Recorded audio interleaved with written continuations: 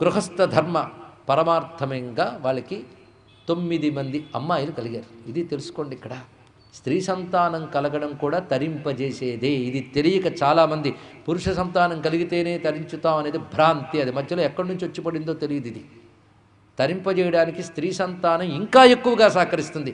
ఇదే తెలుసుకోవాల్సినది ఇక్కడ.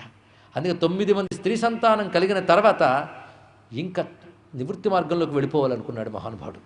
అందుకని పురుష సంతానం కలిగే వరకు నేను ఇంకా ప్రవృత్తిలో ఉంటాను అనలేదు ఆయన. ఇది కూడా గమనించవలసినది. ఎప్పుడైతే ఆ విధంగా నీకు ముందే చెప్పానుగా, మనకి సత్సంతానం కలిగింది. 9 మంది ఉత్తమ కన్యలు. వీరిని మనం ఉత్తమమైన వారి చేతిలో పెట్టాం. ఎవరి చేతిలో పెట్టారో తర్వాత చెప్పుకుందాం. ఇంకా నువ్వు అనుమతిస్తే నివృత్తి మార్గంలోకి వెళుతున్నాను. అయితే నేను అలా వదిలిపెట్టట్లేదు. నా తపశ్శక్తితో సృష్టించిన విద్యాధరే కన్యలు వీళ్ళందరూ నీ బాగోగులు చూసుకుంటూ ఉంటారు. నీకు ముందే చెప్పాను కదా, నేను వెళ్ళొస్తానన్నాడు. అప్పుడు ఆవిడ తల వంచుకుని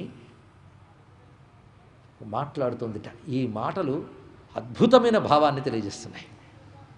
సర్వం తద్భగవాన్ మహ్యం ఉపోవాహ ప్రతిశ్రుతం. నువ్వు నాకు వివాహకాలంలో ఇచ్చిన మాట ప్రకారంగానే అన్ని భోగములు సమకూర్చావు. చాలా సంతోషం. ఇప్పుడు వెళతానంటున్నావు. నిన్ను ఆపను కానీ ఒక్క కోరిక.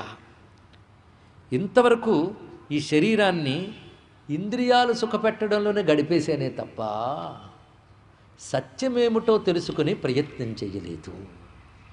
జ్ఞానం తెలిసిన భర్త లభించాక కూడా నీ ద్వారా నేను జ్ఞానం పొందలేకపోయాను. ఇది నా దురదృష్టం. ఎంత గొప్ప మాట అన్నదో చూడండి. ఇక్కడ భోగాలు నీ ద్వారా పొందాను, కానీ నువ్వు భోగ సమర్థమైన తపస్సే కాదు, జ్ఞానం నీ యొక్క స్వభావం.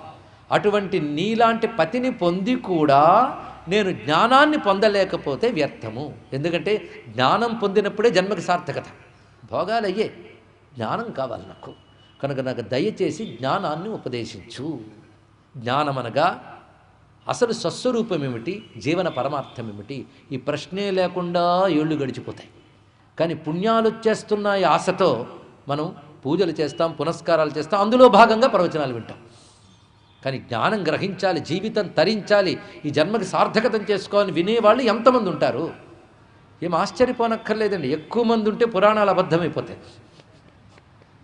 భగవానుడే చెప్పాడు, మనుష్యానాం సహస్రేషు కశ్చిద్యతతి సిద్ధయే యతతామపి సిద్ధానాం కశ్చిన్మాం వెత్తి తత్వతః. ఇంకా మీరు జ్ఞానం అనే విషయం చెప్తున్నారో లేదో మా కళ్ళు మూసుకుపోతున్నాయంటే మూసుకుపోతాయని చెప్పాడు మహానుభావుడు.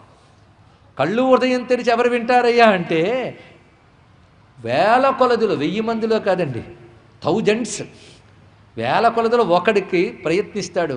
ప్రయత్నించిన వేల కొలదులు ఒకడు పొందుతాడయ్యా అని చెప్పాడు ఇక్కడ. కనుక ఎప్పుడూ అదే. ఒక ఆయన అన్నాడు, ఏమంటే అందరూ వైరాగ్యవంతులు అయిపోతే ఎలా అండి అన్నాడు. ఋషి గొప్ప సమాధానం చెప్పాడు, అందరూ వైరాగ్యవంతులు కారు నాయనా అన్నాడు. ఇక్కడ కారు ఎంత చెప్తే ఒక్కడికి ఏదో కాస్త పుడుతుంది, మళ్ళీ పడిపోతుంది. వాడు ఎన్నో జన్మలు ఎత్తితే అన్నాడు ఇక్కడ. అంతెందుకండి, ఎందరో చేరిపోతే అందమైన లోకాలు కూడా పాడైపోతాయి కదా. మన స్వర్గలోకం ఎప్పుడు బాగుంటుందా అంటే పుణ్యాత్ములు అంతమంది ఉండరు గనక, వెళ్ళిన పుణ్యాత్ములు కూడా క్షయం అయిపోయి దిగిపోతారు కనుక ఎప్పుడు హాయిగానే ఉంటుందని చెప్పాడు. ఇది పెద్ద రహస్య విషయాలండి, ఆలోచించవలసి. స్వర్గానికి అదైనప్పుడు ఇంక మోక్షం గురించి చెప్పేది ఉందండి. కోటికొకడు కూడా దొరకడు. అటువంటి వినడం ఎందుకు, వింటూ ఉంటే ఏ జన్మకైనా దొరుకుతుంది. అది తెలుసుకోవాలి ఇక్కడ. లేనప్పుడు ఏమీ లేదు.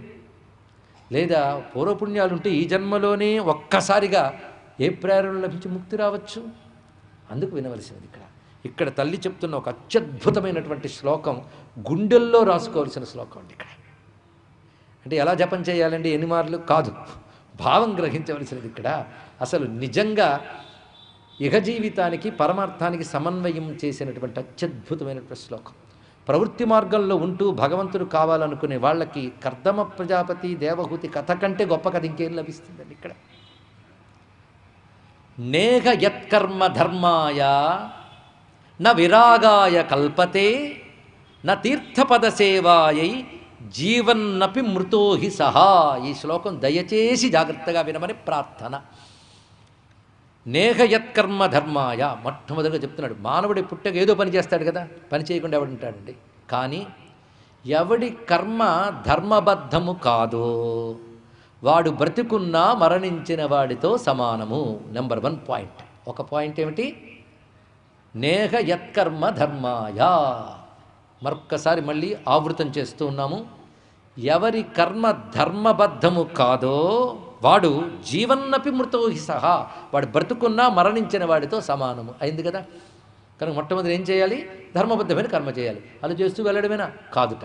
రెండవ రహస్యం చెప్తున్నాడు ఇక్కడ. నా విరాగాయ కల్పతే, ఎవడి యొక్క ధర్మము వైరాగ్యాన్ని కలిగించదో వాడు బ్రతుకున్నా మరణించిన వాడితో సమానము. ఇది రెండవ స్టెప్ అండి.